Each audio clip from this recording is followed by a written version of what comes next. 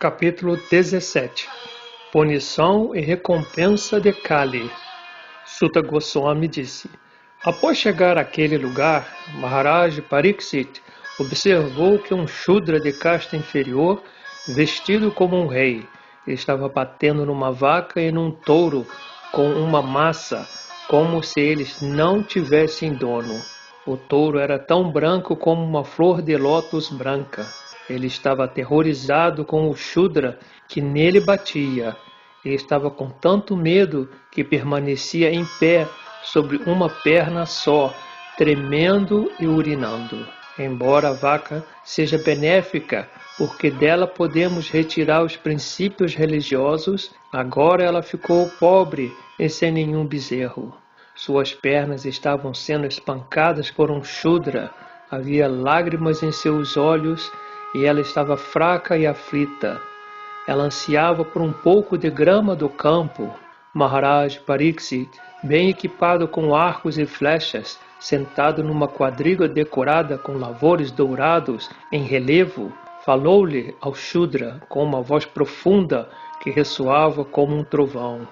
Oh, quem és tu? Pareces forte, apesar do que ousas matar aqueles que são indefesos e estão sob minha proteção. Por tuas vestes passas por um homem divino, um rei, mas por teus feitos estás te opondo aos princípios dos kshatriyas, 2 vezes nascidos. Velhaco, ousas bater numa vaca inocente, porque o Senhor Krishna e Arjuna, o portador do arco Gandiva, estão fora de vista? Uma vez que está batendo num animal inocente, num lugar isolado, és considerado culpado e, portanto, mereces ser morto. Então, ele, Maharaj Pariksit, perguntou ao touro: Oh, quem és tu? És um touro tão cândido quanto uma flor de lótus branca, ou és um semideus? Perdeste 3 de tuas pernas e está movendo-te sobre uma só. És algum semideus, causando-nos pesar sob a forma de um touro? Agora, pela primeira vez no reino bem protegido pelos braços dos reis da dinastia Kuru, eu vejo aflito com lágrimas nos olhos. Até agora ninguém na terra jamais derramou lágrimas devido à negligência real. Ó filho de Surabi, agora já não precisa lamentar-te. Não há necessidade de temer este Shudra de classe inferior. Ó mãe vaca, enquanto eu estiver vivendo como governante e subjugador de todos os homens invejosos, não há motivo para chorares. Tudo irá bem para ti, ó detentora de castidade. O bom nome do rei, sua duração de vida e bom nascimento extingue-se quando todos os tipos de seres vivos são aterrorizados por canalhas em seu reino. É certamente o dever primordial do rei subjugar primeiramente os sofrimentos daqueles que sofrem. Portanto, devo matar este mais miserável entre os homens, porque ele é violento contra outros seres vivos. Ele, Maharaj Pariksit, se dirigiu repetidamente ao touro e o interrogou da seguinte maneira: Ó filho de Surabi, quem cortou 3 de tuas pernas? Nos estados de reis que obedecem às leis da Suprema Personalidade de Deus, Krishna, não há ninguém tão infeliz como tu. Ó touro, tu és inofensivo e completamente honesto. Portanto, desejo todo o bem a ti. Por favor, dize-me quem é o perpetrador destas mutilações que caluniam a reputação dos filhos de Pritha. Qualquer pessoa que faça seres vivos inofensivos sofrerem devem temer-me em toda e qualquer parte do mundo. Refreando os canalhas desonestos, beneficiamos automaticamente os inofensivos. Um ser vivo arrogante que cometa ofensas ao torturar aqueles que são inofensivos será diretamente eliminado por mim, mesmo que seja um cidadão do céu com armadura e ornatos. O dever supremo do rei governante é dar toda a proteção às pessoas que cumprem as leis e castigar aqueles que se desviam das prescrições das Escrituras em ocasiões ordinárias, quando não há emergência. A personalidade da religião disse: essas palavras que acabaste de falar são dignas de uma pessoa da dinastia Pandava, cativado pelas qualidades devocionais dos Pandavas. Mesmo o Senhor Krishna, a personalidade de Deus, executou os deveres de um mensageiro. Ó maior entre os seres humanos, é muito difícil determinar o canal em particular que tem causado nossos sofrimentos, pois estamos confusos ante todas as diferentes opiniões de filósofos teóricos. Alguns filósofos que negam toda a sorte de dualidades declaram que a própria pessoa é responsável por sua felicidade ou aflições pessoais.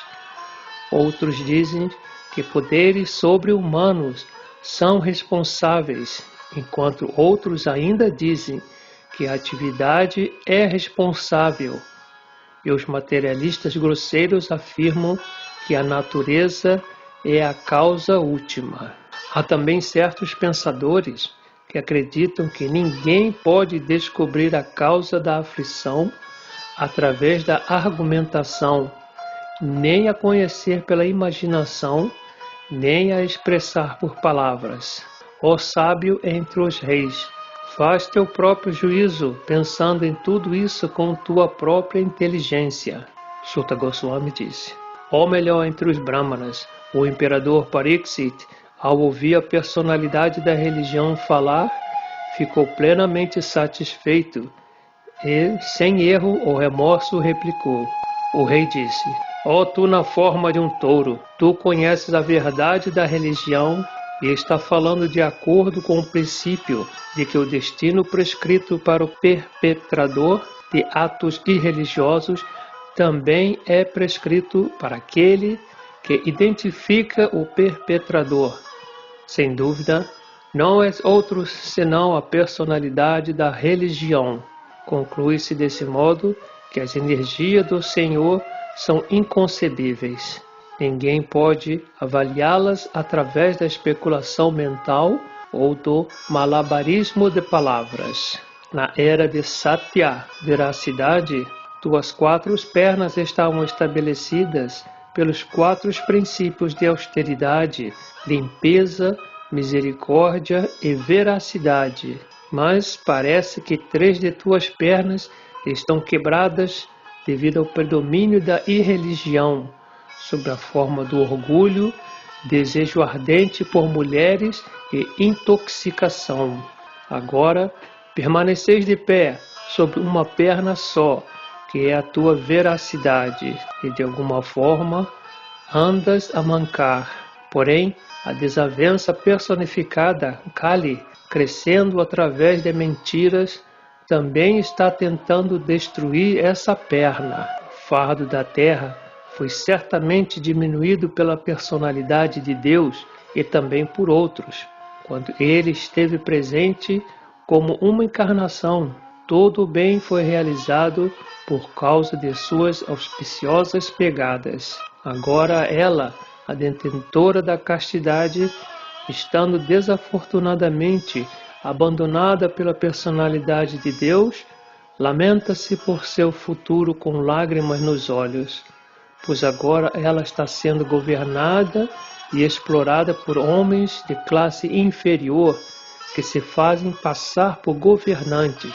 Maharaj Pariksit, que podia lutar sozinho contra 1000 inimigos, assim apaziguou a personalidade da religião e a terra. Então, ele pegou sua espada afiada para matar a personalidade de Kali, que é a causa de toda a irreligião. Quando a personalidade de Kali entendeu que o rei desejava matá-lo, ele abandonou de imediato a roupa de rei e, compelido pelo medo, rendeu-se completamente a ele, prostrando sua cabeça. Maharaj Pariksit, que era qualificado para aceitar rendição e digno de ser celebrado na história, Não matou o pobre Kali rendido e caído, mas sorriu compassivamente, pois ele era bondoso com os desamparados. Então o rei disse o seguinte: nós herdamos a fama de Arjuna.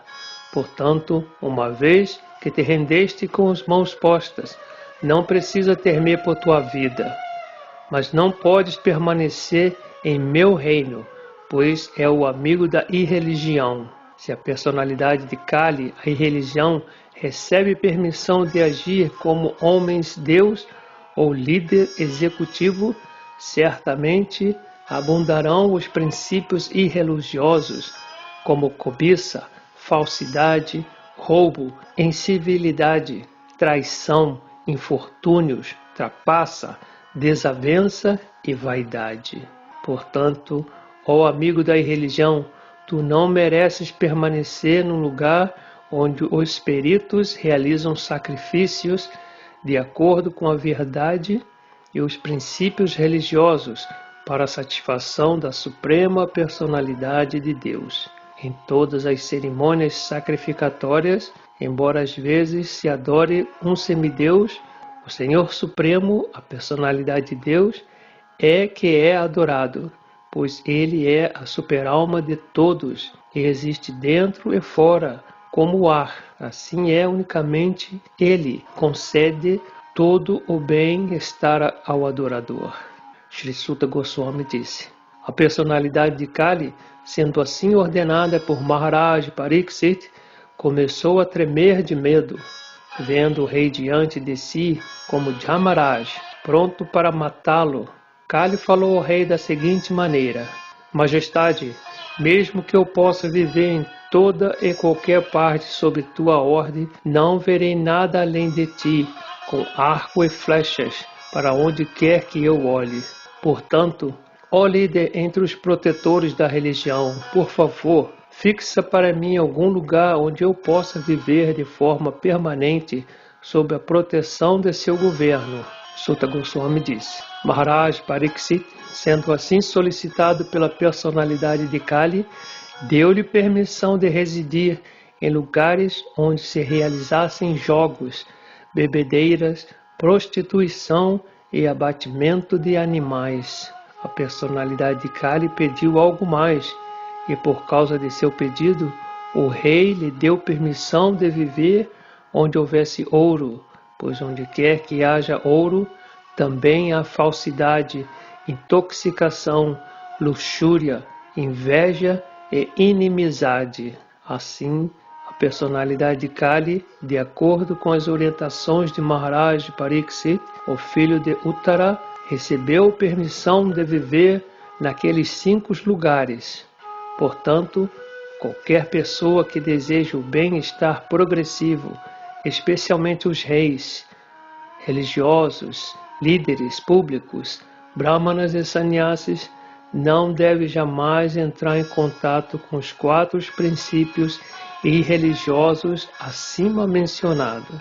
A seguir, o rei restabeleceu as pernas perdidas da personalidade da religião, o touro, e através de incentivo a atividades, melhorou suficientemente as condições da terra.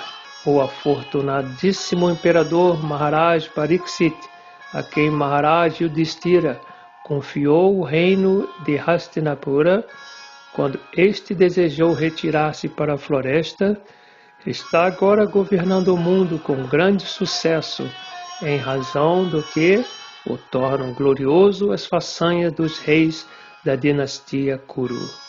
Maharaj Pariksit, o filho de Abhimanyu, é tão experiente que, em virtude de sua administração e patrocínio competentes, vós podeis executar um sacrifício como este. Capítulo 18. Maharaj Pariksit é amaldiçoado por um menino Brahmana. Sri Suta Goswami disse: devido à misericórdia da personalidade de Deus, Shri Krishna, que age maravilhosamente, Maharaj Pariksit, embora atacado pela arma do filho de Drona no ventre de sua mãe, não pôde ser queimado. Além disso, Maharaj Pariksit estava sempre conscientemente rendido à personalidade de Deus e, portanto, não ficava temeroso nem dominado pelo medo devido à serpente alada que iria picá-lo devido à fúria de um menino Brahmana. Além disso, após deixar todos os seus associados, o rei se rendeu como discípulo ao filho de Vyasa, Sukadeva Goswami, e desse modo foi capaz de entender a verdadeira posição da personalidade de Deus. Isso sucedeu porque aqueles que dedicam suas vidas aos tópicos transcendentais da personalidade de Deus, sobre quem cantam os hinos védicos e que estão constantemente ocupados em lembrar-se dos pés de lótus do Senhor, não correm o risco de ter concepções errôneas mesmo no momento final de suas vidas. Enquanto o grande e poderoso filho de Abhimanyu permanecer como imperador do mundo, não haverá possibilidade de que a personalidade de Kali floresça. No mesmo dia e momento em que a personalidade de Deus, o Senhor Shri Krishna, deixou esta terra, a personalidade de Kali, que promove todos os tipos de atividades irreligiosas, veio a este mundo. Maharaj Pariksit era um realista, assim como as abelhas que aceitam somente a essência de uma flor. Ele sabia perfeitamente bem que nesta era de Kali, as coisas auspiciosas produzem bons efeitos imediatamente, ao passo que os atos inauspiciosos têm que ser realmente executados para surtirem efeitos. Assim, ele nunca teve inveja da personalidade de Kali. Maharaj Pariksit considerou que os homens menos inteligentes poderiam julgar a personalidade de Kali muito poderosa, mas que aqueles que fossem autocontrolados nada teriam a temer. O rei era poderoso como um tigre e zelava pelas pessoas tolas e descuidadas. Ó sábios, conforme vós me perguntastes, agora já descrevi quase tudo a respeito das narrações sobre o Senhor Krishna, no tocante à história do piedoso Maharaj Pariksit.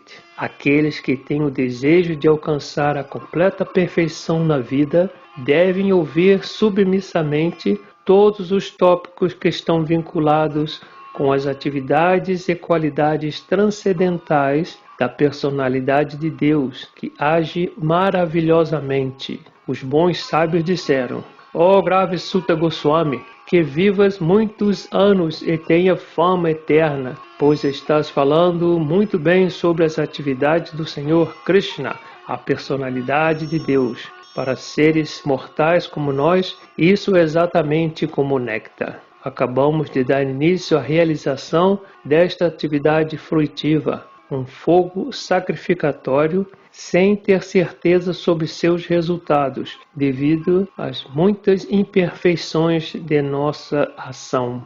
Nossos corpos enegreceram-se por causa da fumaça, mas estamos realmente satisfeitos com o néctar dos pés de lótus da personalidade de Deus, Govinda, que tu estás distribuindo. O valor de um momento de associação com o devoto do Senhor não pode nem mesmo ser comparado a alcançar os planetas celestiais ou a liberação da matéria, para não falar das bênçãos mundanas sob a forma de prosperidade material que se destinam àqueles cujo destino é a morte. A personalidade de Deus, o Senhor Krishna, Govinda, é o abrigo exclusivo para todos os grandes seres vivos e seus atributos transcendentais não podem sequer ser medidos por senhores de poderes místicos, tais como o Senhor Shiva e o Senhor Brahma. Alguém hábil em saborear o néctar, rasa, poderia algum dia saciar-se plenamente ouvindo tópicos sobre ele? Ó Suta Goswami, tu és um erudito e devoto puro do Senhor, pois a personalidade de Deus é teu principal objeto de serviço. Portanto, descreva-nos, por favor, os passatempos do Senhor que estão acima de toda a concepção material. porque estamos ansiosos por receber tais mensagens. Ó Suta Goswami, por favor, descreve esses tópicos sobre o Senhor pelos quais Maharaj Pariksit, cuja inteligência estava fixa na liberação, alcançou os pés de lótus do Senhor, que é o abrigo de Garuda, o rei dos pássaros. Aqueles tópicos foram vibrados pelo filho de Vyasa, Srila Sukadeva Goswami. Assim, por favor, conta-nos as narrações do ilimitado, pois elas são purificantes e supremas. Elas foram faladas a Maharaj Pariksit e são muito queridas pelos devotos puros, sendo repletas de Bhakti Yoga.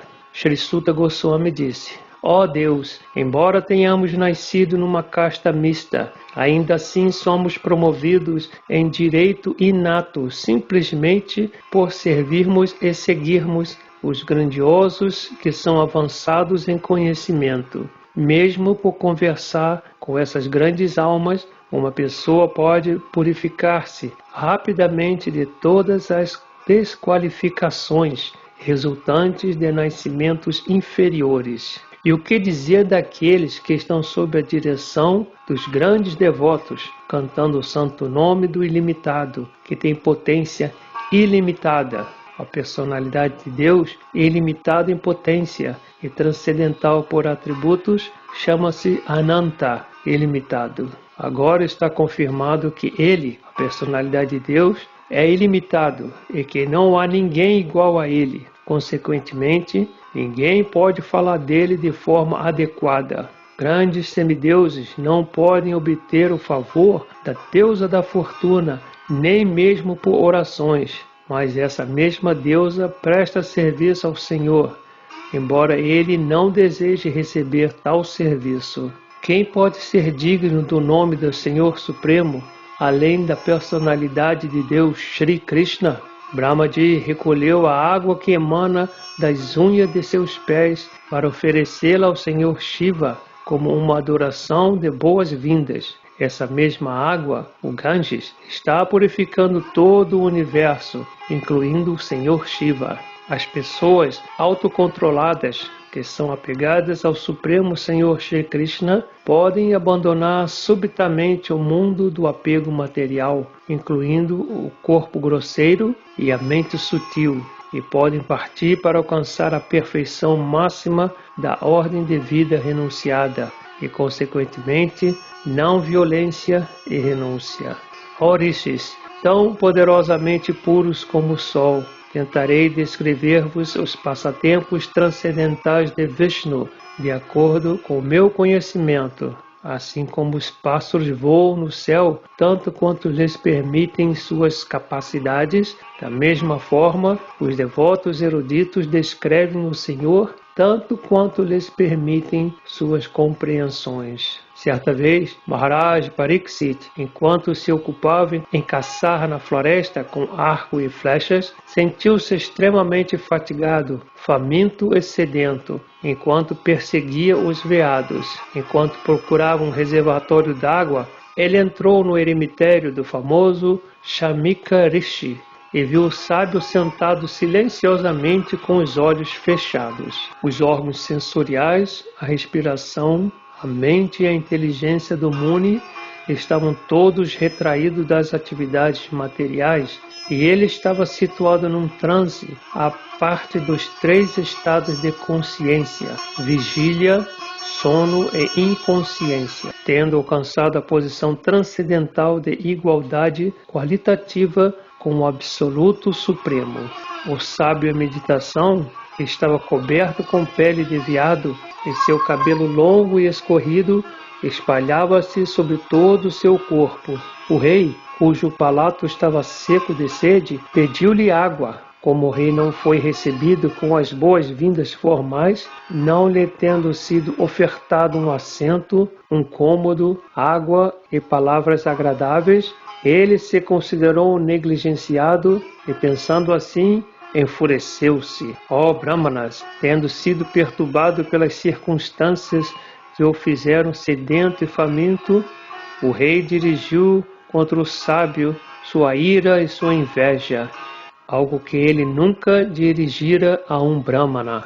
Sendo assim insultado, o rei, enquanto se retirava, pegou uma serpente morta com seu arco e, tomado de raiva, colocou-a sobre o ombro do sábio. Então ele retornou a seu palácio. Ao retornar, ele começou a considerar e raciocinar consigo mesmo se o sábio estava realmente em meditação, com os sentidos concentrados e os olhos fechados, ou se ele havia somente fingindo transe, apenas para evitar de receber um kshatriya inferior. O sábio tinha um filho que era muito poderoso, uma vez que era filho de um brahmana. Enquanto brincava com meninos inexperientes, ele ficou sabendo da aflição de seu pai, que fora ocasionada pelo rei. Sem mais demora, o menino começou a falar o seguinte: Shringi, o filho do Brahmana, disse: vede só os pecados dos governantes, que como corvos e cães de guarda à porta, perpetram pecado contra seus senhores, contraindo os princípios que regem os servos. Os descendentes das ordens reais são claramente designados como cães de guarda e devem permanecer à porta. Como que fundamento, os cães podem entrar na casa e exigir jantar com os donos no mesmo prato? Após a partida do Senhor Shri Krishna, a personalidade de Deus e governante supremo de todos, esses indivíduos arrogantes têm florescido, uma vez que nosso protetor se foi. Portanto, eu próprio me encarregarei disso e os castigarei. Testemunhai o meu poder. O filho do Rishi, com seus olhos vermelhos de ira, tocou a água do rio Kaushika enquanto falava com seus companheiros de folguedos e descarregou a seguinte tempestade de palavras. O filho do Brahmana amaldiçoou o rei da seguinte maneira: no 7º dia, a partir de hoje, uma serpente alada picará o mais vil desta dinastia, Maharaj Pariksit, pois ele violou as leis da etiqueta ao insultar meu pai. A seguir, quando o menino regressou ao eremitério, viu uma serpente no ombro de seu pai e, movido pela aflição, chorou muito alto.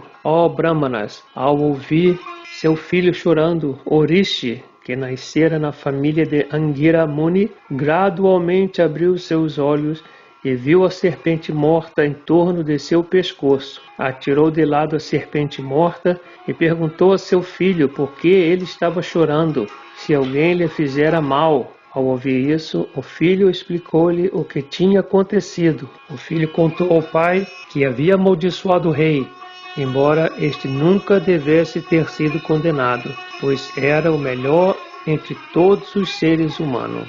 O Rishi não pôde congratular-se com seu filho, mas, ao invés disso, começou a lamentar-se, dizendo: Ai de mim, meu filho cometeu um ato pecaminoso terrível, aplicando uma pesada punição a uma ofensa insignificante. Meu filho, tua inteligência é imatura e, portanto, não tens conhecimento de que o rei, que é o melhor entre os seres humanos, é tão bom como a personalidade de Deus.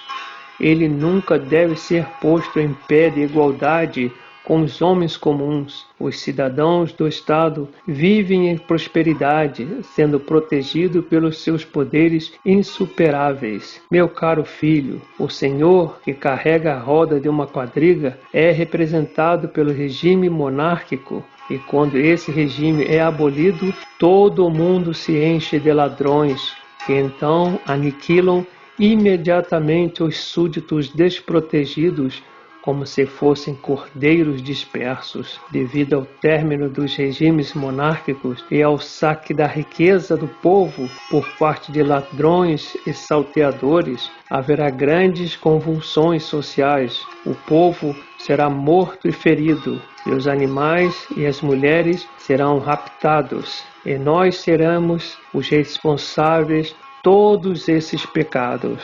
Nessa altura, as pessoas em geral se desviarão sistematicamente do caminho de uma civilização progressista com respeito a ocupações qualitativas das castas e ordens da sociedade e aos preceitos védicos. Assim, elas se atrairão mais pelo desenvolvimento econômico para o gozo dos sentidos e, como resultado, haverá população indesejada ao nível de cães e macacos. O imperador Pariksit é um rei piedoso, ele é altamente célebre, é um devoto de primeira classe da personalidade de Deus.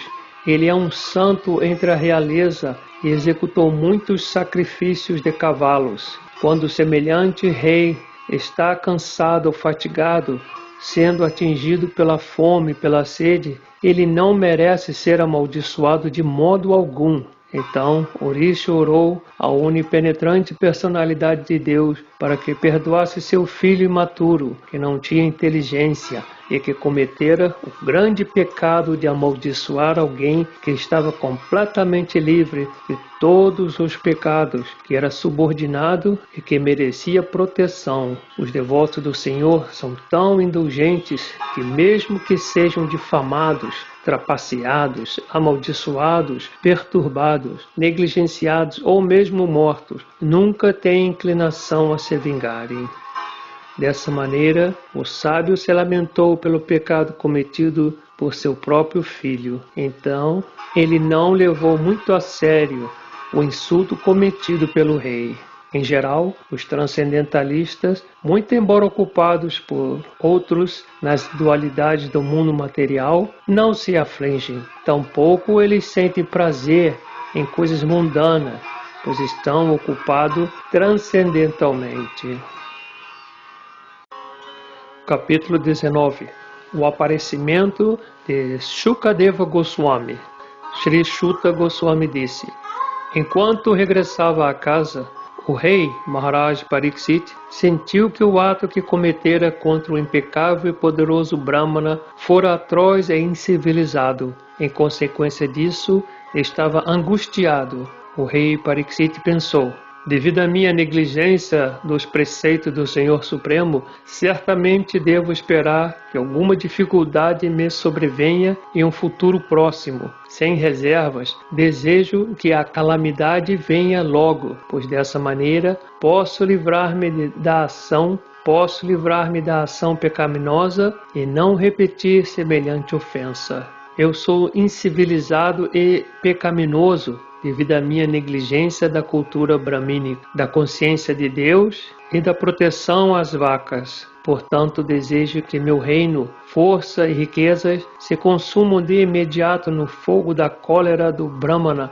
para que no futuro eu não seja guiado por essas atitudes inauspiciosas. Enquanto o rei experimentava o arrependimento, recebeu a notícia de sua morte iminente, que se deveria à picada de uma serpente alada, ocasionada pela maldição proferida pelo filho do sábio. O rei aceitou isso como uma boa nova, pois isso seria a causa de sua indiferença às coisas mundanas. Maharaj Pariksit sentou-se estavelmente às margens do Ganges a fim de concentrar sua mente em consciência de Krishna, rejeitando todas as outras práticas de autorrealização, porque o transcendental serviço amoroso a Krishna é a maior aquisição, suplantando todos os outros métodos. O rio, às margens do qual o rei sentou-se para jejuar, transportava a água mais auspiciosa, que está misturada com a poeira dos pés de lótus do Senhor e com folhas de tulasi. Portanto, essa água santifica os três mundos, interna e externamente, e santifica até mesmo o Senhor Shiva e outros semideuses. Em consequência disso, todos que estão destinados a morrer devem refugiar-se nesse rio. Desse modo, o rei, o digno descendente dos Pandavas, decidiu de uma vez por toda sentar-se à margem do Ganges para jejuar até a morte e abandonar-se aos pés de lótus do Senhor Krishna, quem por si só é capaz de conceder a liberação. Assim, livrando-se de todos os tipos de associações e apegos, aceitou os votos de um sábio. Nesse momento, todos os grandes gênios e pensadores acompanhados por seus discípulos, junto com sábios que podiam santificar um lugar de peregrinação simplesmente por sua presença, ali chegaram, alegando estarem fazendo uma jornada de peregrinação. De diferentes partes do universo, ali chegaram sábios como Atri, Chavana, Shradam, Aristanemi, Brigu, Vashishta, Parashara, Vishwamrita, Angira, Parashuram, Utalya, Indrapramada, Idmavhu, Medaiti, Devala, Aristena, Baridwaja, Gautama, Pipalada, Maitreya, Arva, Kavasa, Kumbhayoni, Dwapayana e a grande personalidade Narada. Também havia muitos outros semideuses, santos, reis e ordens reais especiais chamadas Arunadayas, um gênero especial de Raja Rishis, de diferentes dinastias de sábios. Quando todos eles se reuniram para encontrar-se com o imperador Pariksit, esses o recebeu apropriadamente e prostou-se com sua cabeça no chão. Depois que todos os rishis e outros sentaram-se confortavelmente, o rei, permanecendo humildemente diante deles de mãos juntas, falou-lhes de sua decisão de jejuar até a morte. O afortunado rei disse: na verdade, somos o mais grato de todos os reis que são treinados para obter favores das grandes almas. Em geral, vós, sábios, considerais a realeza como um lixo a ser rejeitado e deixado em algum lugar distante. A suprema personalidade de Deus, o controlador tanto do mundo transcendental quanto do mundo mortal, amavelmente me alcançou na forma da maldição de um Brahmana. Por eu ser demasiadamente apegado à vida familiar, o Senhor, a fim de me salvar, apareceu diante de mim de tal maneira que somente por temor eu me desapegarei do mundo. Ó Brahmanas, apenas aceitai-me como uma alma rendida por inteiro e deixai que a mãe Ganges, a representante do Senhor, também me aceite dessa maneira, pois já acolhi os pés de lótus do Senhor em meu coração, que a serpente alada ou qualquer coisa mágica que o Brahmana tenha criado, pique-me de uma vez. Somente desejo que todos vós continueis cantando os feitos do Senhor Vishnu.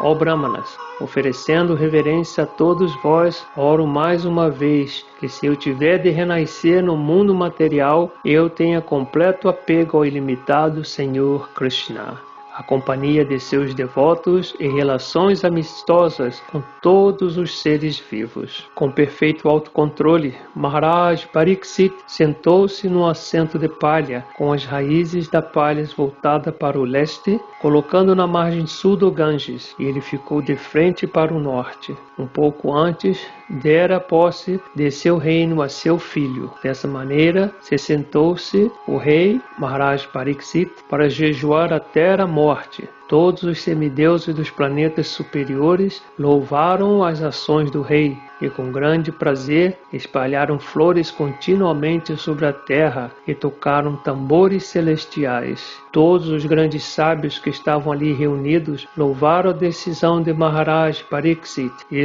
expressaram sua aprovação dizendo: excelente! Naturalmente, os sábios são poderosos a fazer o bem aos homens comuns, haja vista que possuem todos os poderes qualitativos do Senhor Supremo. Eles, portanto, estavam satisfeitíssimos em ver Maharaj Pariksit, um devoto do Senhor, e falaram da seguinte maneira. Os sábios disseram: ó principal de todos os reis santos da dinastia Pandu, que estão estritamente na linha do Senhor Shri Krishna, não é nada surpreendente que tenhas abandonado o teu trono, que está decorado com os elmos de muitos reis, para alcançar a companhia eterna da personalidade de Deus. Todos nós esperaremos aqui até que o principal devoto do Senhor, Maharaj Pariksit, retorne ao planeta supremo, que está completamente livre de toda contaminação mundana e de todas as espécies de lamentação. Tudo que os grandes sábios falavam era agradável de ouvir, cheio de significado e apresentado apropriadamente como a verdade perfeita. Assim, após ouvi-los, Maharaj Pariksit, desejando ouvir sobre as atividades do Senhor Shri Krishna, a personalidade de Deus, congratulou-se com os grandes sábios. O rei disse: Ó grandes sábios, vós vos reuniste muito bondosamente aqui, tendo vindo de todas as partes do universo. Todos vós sois tão bons